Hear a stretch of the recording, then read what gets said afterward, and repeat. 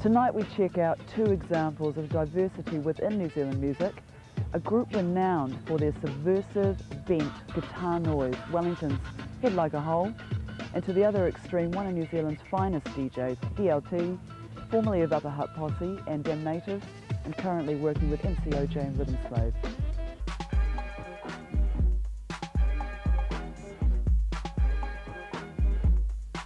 We gonna do like this.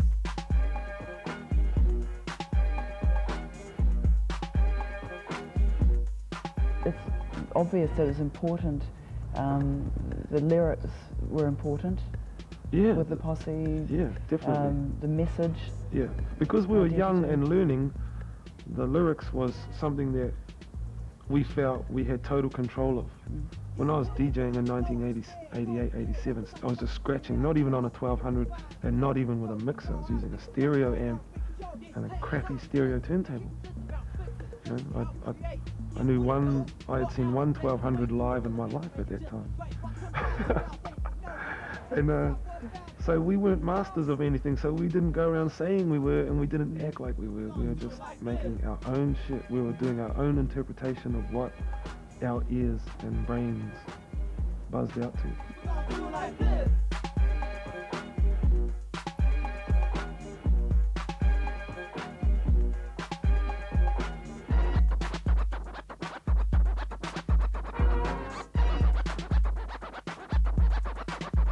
There's also ragamuffin in there. Yeah. Ragamuffin? Yep, there's ragamuffin. There's all sorts of names, but yeah, ragamuffin hip hop is. There's a reggae. It's reggae and hip hop, you know. I don't talk about it now because it's, you know, that's us.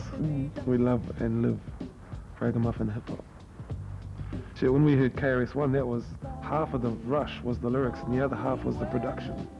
Right. Was hearing Studio One bass lines over big 808s and snares and cracking and scratching, and you know, it was right up our alley. It was, when we first heard that stuff, we would look at each other and think, wow, you know, did we know this guy? You know, he's made this stuff for us, surely. No one else in Upper Hutt, they all thought we were loony. Me and Dean, oh, you damn bop freaks. You know, you Bop boppers? freaks. Yeah, they used to call us boppers. Hey, bopper, you know, all the hoods. How the people say?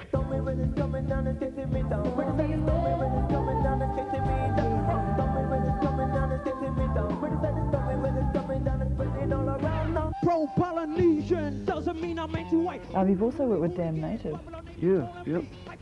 Damn Native was something that I wanted to do years ago with the Upper Posse, but I didn't have enough control. So as soon as I left the Upper Posse, I was into it.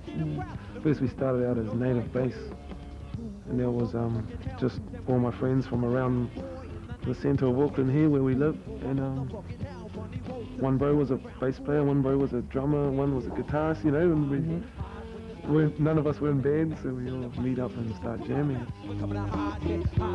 It's 12 o'clock, about to drop a tape. No, yo man, what? We are the Dancehall Bros. See, got the what? Watch us take the finger up, DLT, like. Come on, y'all.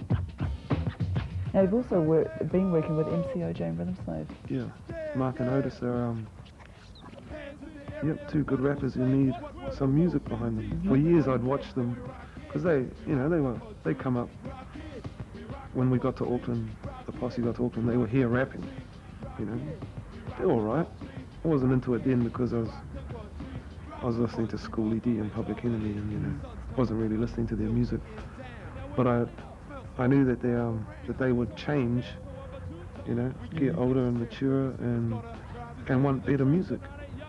Well, an older sounding music, and that's what we're doing now, as we play to people our age. Rock it, rock it, everybody rock it. So as a producer in that role, what do you like to bring to the artists? I like to bring to them a funky mix, basically. A more George Clinton sort of orientated mix, you know. I could take a Dead Flowers song and remix it in the, you know, in the EQ sense and give it back to them, and it will sound totally different.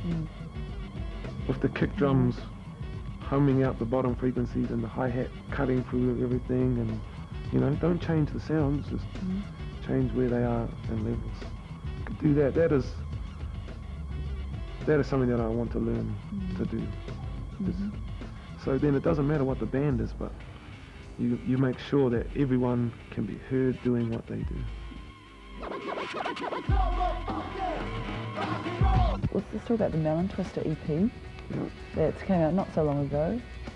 You produced 2 tracks on that? I actually or the whole thing? produced the whole thing with the band, but yeah, they gave me room to do something that I wanted to do, which was a bonus, which was cool. They're good dudes, you know. I made the Melon Twister EP because they're good people who really believe in what they're doing. And it's quite simple, you know.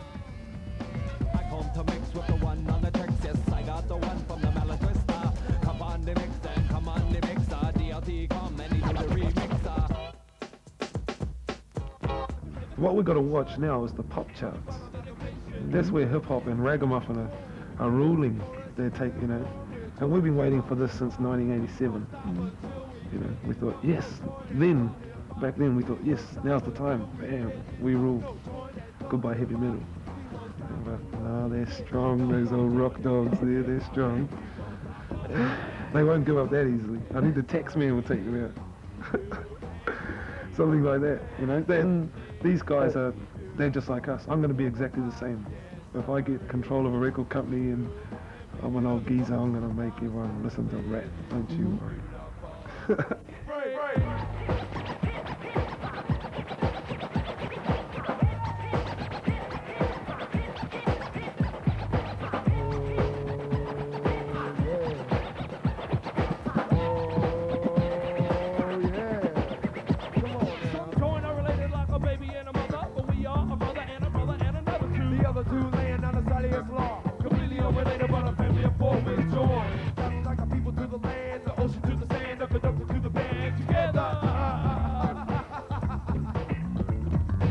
After the break, I talked to Booger and Tallbeast from Head Like a Hole.